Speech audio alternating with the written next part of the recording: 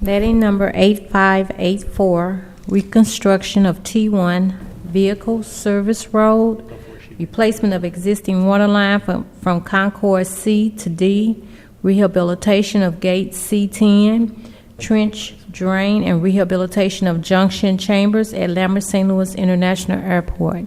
We have one bid. Millstone Weber LLC, MILLSTONE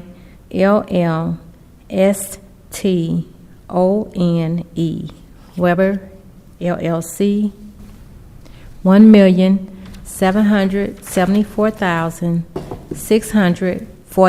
$1,774,640.60.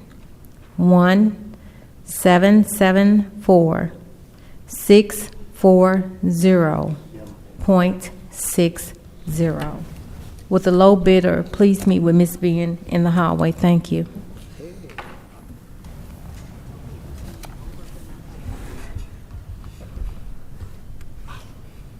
Hey, that was the PM.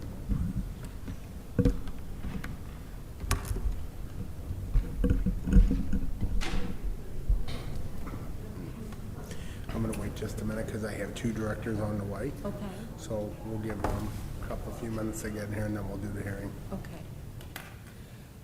That meeting we have Friday in the mayor's office about that choice neighborhood. Yeah, and John Kohler's gonna come into Choice Neighborhoods. He's gonna brief me on Thursday about 14th Street because I haven't been involved with it. And that's what I was wondering too. I mean, You wanna sit in a meeting on Thursday with us at if 2 I'm o'clock? available, yeah. Yeah, 2 o'clock on Thursday.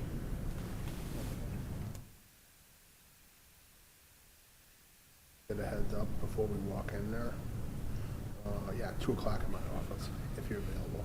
Yeah, Okay, John's gonna come up and fill me in on all the details of it, because I'm guessing Thursday, they have, GRG has a plan. and they have a plan, they have a bike plan, Yeah.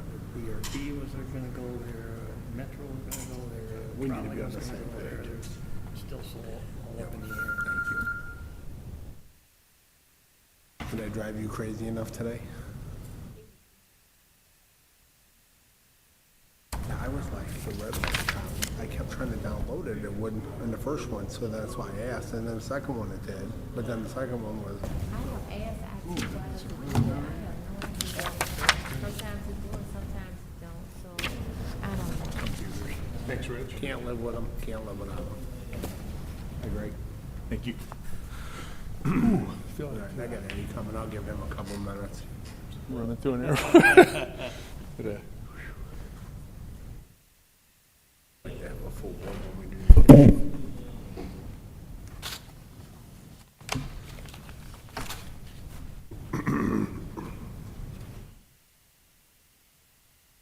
I had a meeting with City Archriver yesterday, 7th floor of the one Hey. perfect vantage point. Uh-huh.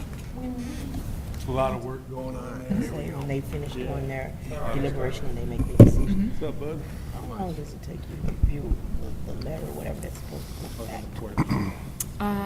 Now since we streamline it, we were doing Hearing number 8575. Hearing number 8575 is being conducted pursuant to Section 26.100.030 of the Revised Code of the City of St. Louis. The purpose of the hearing is to determine whether the conditional use permit issued to M&E Food Markets, CO Walid Hassan, to occupy 8635 North Broadway as a convenience store with cooking, no liquor, subject to certain conditions, should be revoked. The conditional use permit number is 121273. The condition in question is as follows. Condition number 7. The applicant must apply for and receive a permit from the City of St. Louis Building Division before posting permanent signage, and the permanent signage must be approved by the Office of the Zoning Administrator before it is installed. The Office of the Zoning Administrator has the burden to prove the conditional use permit conditions have not been complied with. After all evidence of the zoning administrator has been presented, The board will ask for additional testimony, if any, in support of the revocation. Then the conditional use holder will be given the opportunity to present the evidence. Lastly, the board will hear other testimony in opposition to the revocation, if any. Your testimony is being recorded. When you come forward, please state your name and address and be sworn in. As you testify, please direct your comments to the board, not to those in the audience. Members of the audience are asked to remain silent and not coach the witnesses. During your testimony, members of the board may have questions for you. Following the hearing, the board will proceed with its regular agenda. Following the conclusion of the regular agenda, the board will deliberate, discuss, and vote on the hearing. The board will notify the conditional use holder of its decision by mail in about 2 weeks. The Board of Public Service has in its possession the following documents which are being introduced into evidence. Item 1, a certified copy of the zoning code of the City of St. Louis. Item 2, the conditional use permit number 121273 issued to M&E Food Markets, CO Walid Hassan, to occupy 8635 North Broadway as a convenience store with cooking, no liquor, subject to conditions. Item 3, a memorandum from the zoning inspector to the zoning administrator dated May 21st, 2015, stating that upon investigation of the property, the zoning inspector found the violations of conditions numbered 5, 6, and 7 of the conditional use permit. This memo includes photographs of the violations. Item 4, a letter dated May 21st, 2015, sent to M&E Food Markets, CO Walid Hassan, from the zoning inspector warning of the violations of conditions numbers 5, 6, and 7 of the permit that were found upon a recent site inspection, and the potential for a revocation hearing should the violations not be corrected within 30 days of the date of the letter. Item 5, a memorandum from the zoning inspector to the zoning administrator stating that upon her reinvestigation performed on June 23rd, 2015, the zoning inspector found violations of condition number 7 of the conditional use permit. This memo includes photographs of the violations. Item 6, the public notices for today's hearing. Item 7, a certified letter sent to M&E Food Markets, CO Walid Hassan, from the board secretary providing notice of today's hearing. The board asks that the representative of the Office of the Zoning Administrator please come forward and be sworn in at this time. Raise your right hand, please. Do you swear to tell the truth, the whole truth, nothing but the truth, so help you God? I do. My name is Myra Turner. I'm zoning inspector for the City of St. Louis, 1200 Market Street, room 400. Can you tell us about the said violations? Yes, originally when I inspected 8635 North Broadway, he was in violation of 3 conditions. And upon reinspection, he had taken care of condition number 5 and condition number 6, but he still was in violation of condition number 7. Upon inspection of today, he's in violation of, actually today, he's in violation of 6 and 7 because he has a temporary banner up. As you will look at the picture, there's a temporary banner up on the boarded up windows, and he has a sign on the side of the building as well as, what would you call it? Well, it's a posting, the big letters on the side, and there is no permit for either one. He does have a permit for the signage on the awning only. And you have had verbal discussions with Mr. Hassan? Yes, I have been inside the store, and I did explain to him what needs to be done. And you feel like you've given him ample opportunity to correct the said violations? I do. Did Mr. Hassan indicate to you at any time that he was unsure of what you were telling him or not clear? Well, at first he did. When I went out in May, he did, but I took him outside and showed him exactly what I was referring to. So, So again, you feel like you were very clear with explaining this to him? yes, sir, I do. Are there any other questions from the board? Thank you.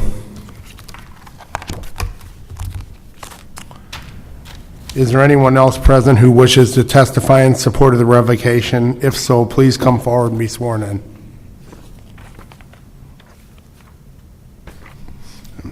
The board asks the conditional use permit holder to please come forward and be sworn in. Raise your right hand, Yes, yes, Do you swear to tell the truth, the whole truth, nothing but the truth, so help you God? yeah. State your name for the board, please. Walid Hassan, the owner of the M&E Market. So it sounds very clear to me that the zoning inspector has given you warning, has came out and provided you an explanation of what needs to be and what doesn't. Are you clear that, do you understand that you're violating the conditional use permit? Yeah, first she came in May 20 or 21st, and she told me about what I have a lot of sign, I have to move it in. And later week, she sent me a letter, she said within 30 days I come back, make sure everything we been moved. And when she came back in June 23rd, 24, everything was, like she told me, I took everything, outside, all the sign out, and everything. Like So- she told me. And she told me, and she came inside, and she said, you do what I tell you, thank you. That's what she told me. So when she told you that, did you take everything down immediately? No, I took it before she came, because first time she came in May 21st, she told me, this, you have to have permit, whatever, you have to take it off. Okay. After 3-4 days, she sent me a letter, she said, within 30 days, I come back, make sure you take everything I tell you about. So before she came, I take everything right away. When she came in June 23rd, everything was clear. Nothing hang up, no sign, no cigarette sign, or nothing.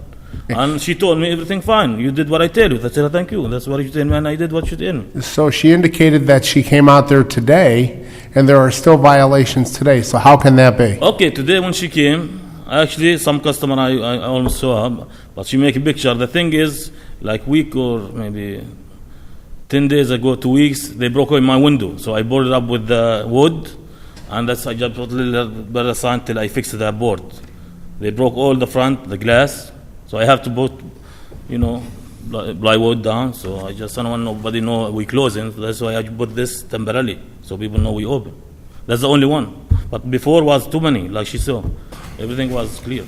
So if I were to go out there right now, is there anything today, right now at this moment, that's in violation of the conditional use permit concerning signage? The one in the board, where the glass. It's there right now. Right now, right.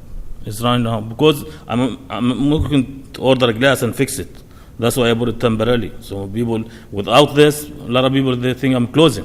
Because I bought everything, because they broke the glass tonight. I don't know how we can be any clearer. All signs that are put up have to be approved prior to you putting them up. If they're not approved and you don't have a permit to put them up, and they're in violation of the permit, No, it's okay. they're not supposed to be there. I mean, how much clearer can we be about temporarily that? sign, like manor or something? Not all kind of sign have to have permit? In your conditional permit, all signage, Doesn't matter what. all signage. Small, big, banner. I take it off, but there's a reason I bought that. It's no big deal. I take it. I'm not going to fix the glass because I boarded it up. That's why. Any other But questions? anything I want to have permit for, I will do. No problem. Any other questions from the board? Yes.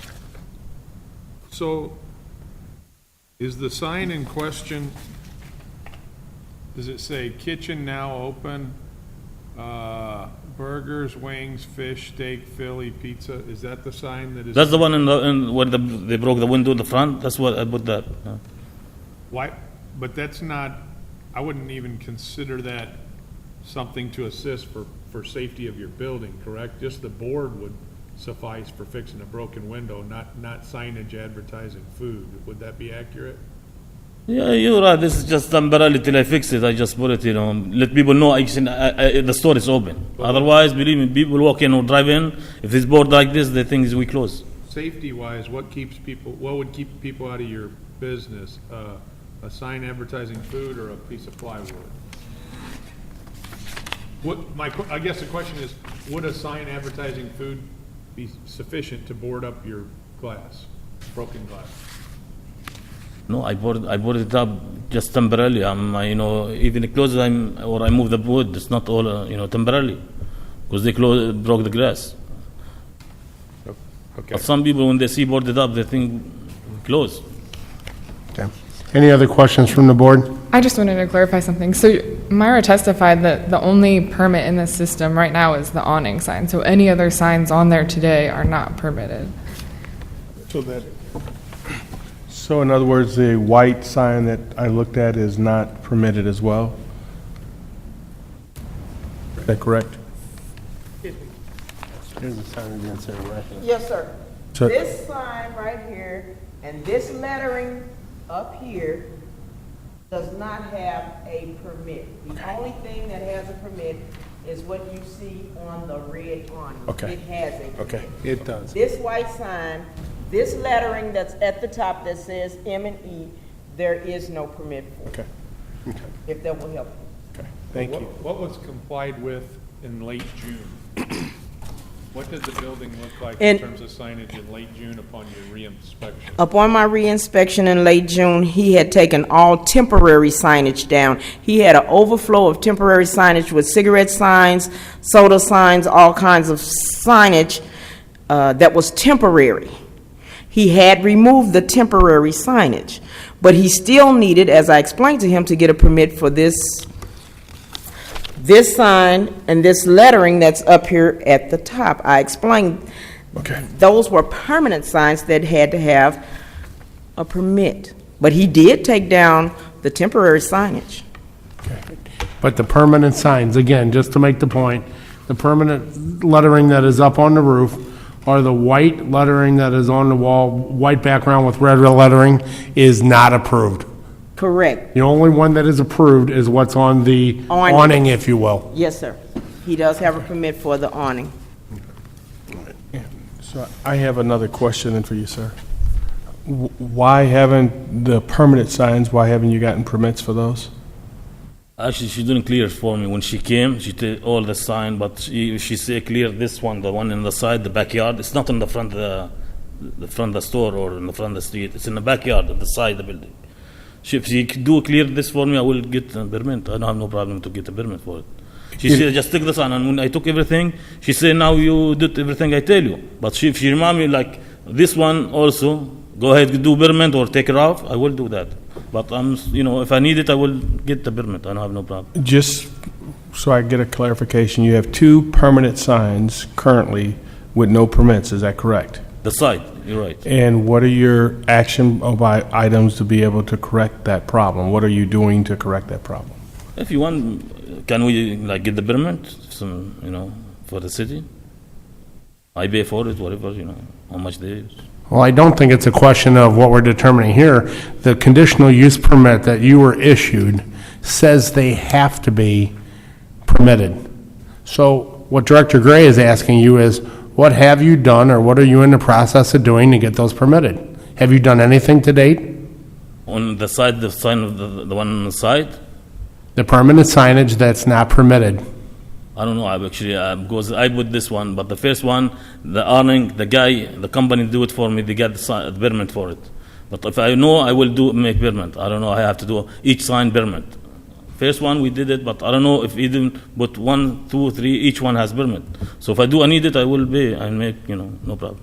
So in your mind, what you're saying is that you did not understand that these letters that are up top or the signage that's on the wall need to be permitted. You didn't know that. Exactly. If I know, I will, no problem. I don't have no, like I did in the front. I pay money for the permit for awning. And are you saying that now that we've made that very clear to you, that you would immediately, within the next 30 days, go out and get those signs permitted, correct? I will do that. Without question? No, I will do it. Now I know. Now you say, if I want to keep him, I have to have permit. I will we'll do the permit soon, maybe next week, before the 30 day. I will make for both of them. So this way, I have 3 permit, front and the side. Right. I have no problem. And again, just to be clear, any signs, any, underline any, signs that are on the exterior of your building by your conditional use permit must be permitted. Are you clear on that? I got you. And any sign. And if we would happen to decide to give you a grace period with this, you would not drag us back through this again. No, that's it. Now I know. I'm gonna get this one. Like tell me, if I need nobody, if I'm not there, I'm let nobody put nothing outside. Okay, No problem. all right. Any other questions from the board? Thank you. You are. All right. Is there anyone else present opposing this revocation? If so, please step forward and testify at this time. All right. The matter concerning hearing number 8575 is now closed and submitted. Can you call the roll, please? Director Scobie. Here. Director Rundy. Here. Director Hayes. Here. Director Roth. Here. Director Moore is excused. Director Gray. Here. And President Bradley. Here, we have a quorum. We'll call a meeting order. From the President, plans and specifications for letting number 8579 to install 20-inch linear in sublet main from Arsenal Street to Potomac Street. Preliminary approval for letting number 8581, reconstruction of taxiway Foxtrot from taxiway Kilo to taxiway Juliet, reconstruction of taxiway Juliet from taxiway Foxtrot to runway 12L through 30R, Lambert St. Louis International Airport. Preliminary approval for letting number 8582, food commissary, roof replacement, Lambert St. Louis International Airport. Contract and bond for letting number 8571, piping and vaults renovation at Hall Street, Manifold Chamber and Chain of Rocks Water Treatment Plant, St. Louis City Water Division. Recommends approval. Supplemental agreement number 2 to PSA number 1150, architectural and engineering design services for St. Louis City Parks. From the Director of Public Utilities. Recommendation that the board declares as emergency action to haul truck crane 50-foot lattice, boom, and miscellaneous parts from repair facility to the Chain of Rocks water treatment plant and assemble crane for operation. Recommends approval. Recommendation that the board declares as emergency action removal of lime softening at scale from softening basin number 2, middle clarifier at the Chain of Rocks water treatment plant be approved. Recommendation that the board declares as emergency action replace and upgrade overhead door and motor controls at our Compton Hill Reservoir facility be approved. From the Director of Public Utilities and Streets, joint recommendation that the following permits be approved subject to certain conditions as follows. AT&T Missouri to access manhole at 4744 Eichelberger, then bore 365 feet west along the south side of Eichelberger from north, then north and bore 100 feet north to pole in rear of 5315 South Kings Highway. AT&T to access AT&T manhole on 19th Street between Pine and Chestnut. From this manhole bore 165 feet in abandoned alley parking lot to the rear of 1900 Pine. We'll place a new copper cable to customer provided pipe. Charter Communications will cut 2 feet by 2 feet by 4 feet pothole in the right-of-way on east side of South Broadway in the front of 8658. Bore southward direction approaching pole number 165907 in the right-of-way, then turn and bore westward on customer's property at 8717 South Broadway. Charter Communications started at the power pole at the rear of 4301 Maryland Place, a quasi vault in the utility easement, then bore 510 feet northwest, setting a second vault in the rear of 4345 Maryland. Continue bore northwest to the rear of 4385 Maryland. Charter Communications started at power pole at the rear of 1401 Arlington, set a vault in the utility easement, then bore southwest 400 feet, placing a second vault in the utility easement, then bore southwest 450 feet to a private property at 5415 Page. Southwestern Bell Telephone Company doing business as AT&T Missouri, stored at the existing AT&T handhold located on Clark at the side of 227 South Jefferson. From this handhold will bore across Clark for 59 feet, turning 1 feet behind the sidewalk and continue boring west down Clark for additional 81 feet. Southwestern Bell Telephone Company doing business as AT&T Missouri, stored at the front of 4900 Manchester at the AT&T manhole, boring place 1 2-inch poly pipe with fiber cable inside east 2 feet off edge of pavement for 120 feet, turning south on the sidewalk for 100 feet to utility pole at the side of 4900 Manchester, rising up the pole. From the Director of Public Utilities and Public Safety, joint recommendation that the following permits be approved subject to certain conditions as follows. Margaret Waits to consolidate land at 4204, 4206, and 4208 East Page in City Block 3745. And Tandra Brooks to consolidate land at 1931 through 33 through 37 Lynch Street in City Block 1796. Recommendation that the board deny John Marcelli and Cindy Marcelli to re-subdivide land at 1758 Fairmont Avenue in City Block 4613 by reason of the fact it's a violation of Board Order 720. From the Director of Streets, recommendation that the board declare, recommendation that permit for Ascension Lutheran Church to encroach with banners on 5 light poles along Donovan and Eichelberger near 5347 Donovan and 6535 Eichelberger be approved, subject to certain conditions. From the Director of Parks, Recreation, and Forestry, recommendation that contract for catering services entered into between the Department of Parks, Recreation, and Forestry and Orlando's Catering with the term of contract from July 1st, 2015 to June 30th, 2018 be approved. From the Director of Public Safety, recommendation that 11 festival zones be approved subject to certain conditions as follows. United We Fight Commemoration Festival, August 8, 2015, at Hartford between Spring and Arkansas, and also March from Shaw and Clem, east of Clem to Grand, south on Grand to Hartford. 80s and 90s Run, August 22nd, 2015, at Forest Park at the Upper Muni Lot. Gateway Cup at Lafayette at September 4th, 2015, at Lafayette Square and Park Street. Gateway Cup, Francis Park, September 5th, 2015, at Francis Park and surrounding streets. Gateway Cup, The Hill, September 6, 2015, at The Hill Neighborhood Bike Race. Gateway Cup, The Benton Park, September 7, 2015, at Benton Park and surrounding streets. Mullivan's 150th Anniversary Celebration, September 10, 2015, at St. Charles and North 18th Street. Washington U Employee Appreciation Day, September 18, 2015, at Euclid between Barnes Jewish Hospital, Plaza, and Clayton, Hunland Park. The Color Run, September 19, 2015, at Market and 15th, west on Market to Compton, north on Compton to Olive, east on Olive to 18th, south on 18th to Chestnut, east on Chestnut to 15th and Kaufman and Pokers Park and area surrounding Soldiers Memorial. Run for the Hills, September 19, 2015, at Itasca and Donovan and Francis Park.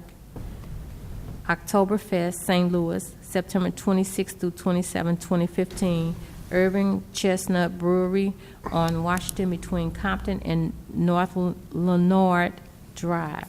Now we have the conditional uses. Good afternoon, Mr. President, members of the board. Bob Gordy, representing the building commissioner at today's meeting. Per board order number 766, transmitted herewith are recommendations for the following conditional use agenda applications.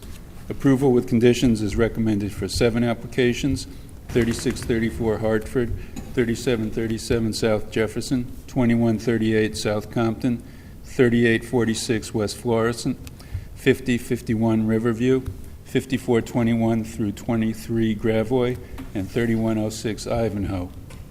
Denial is recommended for two applications, 3338 Minnesota and 2801 Hamilton. And I request that these recommendations be approved as submitted. Are there any questions on the conditional uses from the board? Seeing none, I'll take a motion, please. Move to accept the recommendation on conditional use permits. Second. Been moved and seconded. Can you call the roll, please? Director Scobie. Aye. Director Rundy. Aye. Director Hayes. Aye. Director Roth. Aye. Director Moore is excused. Director Gray. Aye. And President Bradley. Aye. Approved. Hearing number 8575. I'd like to open the floor for discussion for the board, please. I'm kind of thinking if we could extend them by 30 days and then have it re-inspected, and if he fails to comply at that point, it's automatically revoked. And if he is in compliance, has the permits or anything outside, then he's in business. I'd say 30 days from the expected date that he receives the letter, informing him, not 30 days from today, so that he has the full 30 days. I mean, it should be clear, but I think if we're going to give him another chance, we'll give him the full 30 days. And I don't know whether the process is just to recess this hearing and for 30 days and see whether he comes within compliance or what the actual formal action is. But I support the idea that, Kurt's idea. I would agree with you almost, but I would also add this. I am positive that it's been explained to him on more than one occasion how to handle this process. And on more than one occasion, it appears as though he's talking out of one side and doing another. So if we do that, he just clearly understand that that's been his track record, and so holding him accountable will need to be mandatory in this particular case. And I would agree with that also. I'm very confident that our zoning inspector has done all the diligence in the world, including making a special trip out there today, the day of the hearing, just to bring us up to speed on what is actually the condition at the present time. And I agree with Director Gray. I think sometimes people need a little bit of a wake-up call. I think that I would agree with the option that we give them 30 days, but I really would stress, in my opinion, that if he doesn't meet any of the conditions in 30 days, it's an automatic revocation, that we should not waste any more time with the board and go through all this process over to hear a bunch of mumbo-jumbo about how he didn't understand, because I know that the zoning inspector, and I know I was very clear today in explaining to him what he needs to do. So are there any further discussion or questions about the hearing?